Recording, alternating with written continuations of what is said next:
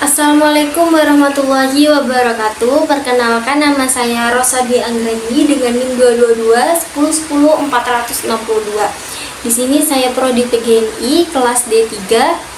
Nah, di sini saya akan menjelaskan mengenai media pembelajaran saya pada mata pelajaran IPA. Nah, yang mana materinya yaitu mengenai siklus air.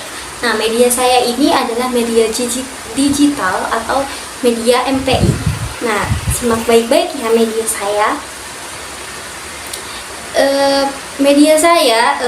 Pada halaman cover itu ada siklus air, perjalanan air di bumi, yang mana kita bisa mengklik mulai untuk ke halaman home atau halaman selanjutnya. Dan ketika kita pencet mulai, nah sudah masuk ke home. Home ini di sini berisi mengenai bagaimana perjalanan air di bumi, dan juga terdapat tujuan pembelajaran dan juga materi. Yang mana tujuan pembelajaran dan materi ini bisa kita klik loh teman-teman. Yuk kita klik mengenai tujuan pembelajaran.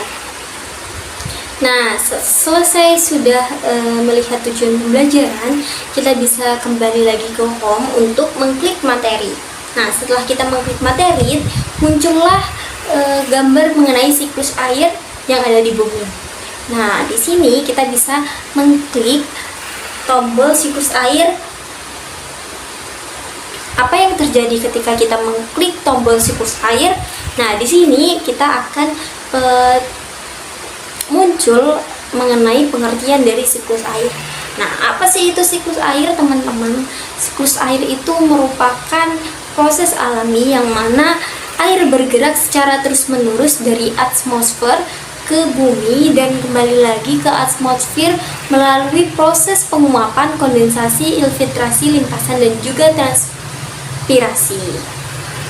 Setelah kita mengetahui mengenai pengertian dari siklus air, kita kembali lagi dan kita bisa mengklik proses siklus air. Yang pertama itu ada evaporasi.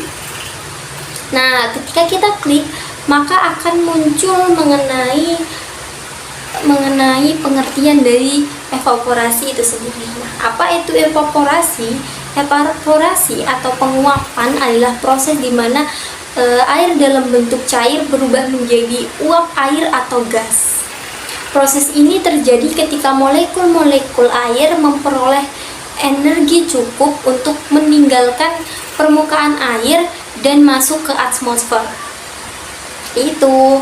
Nah, setelah kita tahu mengenai pengertian dari atmosfer, kita bisa kembali lagi ke siklus air. Nah, setelah evaporasi itu ada yang namanya kondensasi. Nah, kondensasi itu sendiri adalah di mana uap air di atmosfer berubah menjadi tetesan air.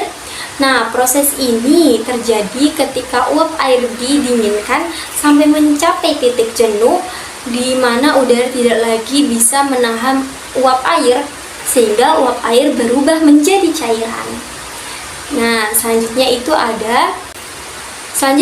ada presipitasi, yang mana pengertian dari presipitasi sendiri ini adalah proses jatuhnya segala materi yang dicurahkan dari atmosfer ke permukaan bumi dalam bentuk cairan ataupun.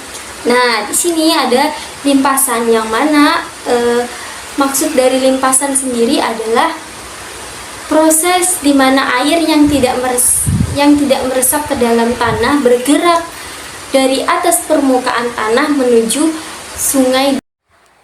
Nah, setelah itu ada kesimpulan. Yang mana kesimpulan dari siklus air adalah perjalanan yang terus-menerus di mana air bergerak dari laut, danau, dan sungai ke utara sebagai uap, lalu kembali lagi ke bumi sebagai hujan atau salju. Proses ini sangat penting karena membantu menyediakan air untuk tanaman, hewan, dan juga kita sendiri. Jadi, siklus air ini memastikan kita selalu memiliki air yang kita butuhkan untuk hidup dan menjaga bumi tetap sehat. Nah, sekian penjelasan dari media saya. Wassalamualaikum warahmatullahi wabarakatuh.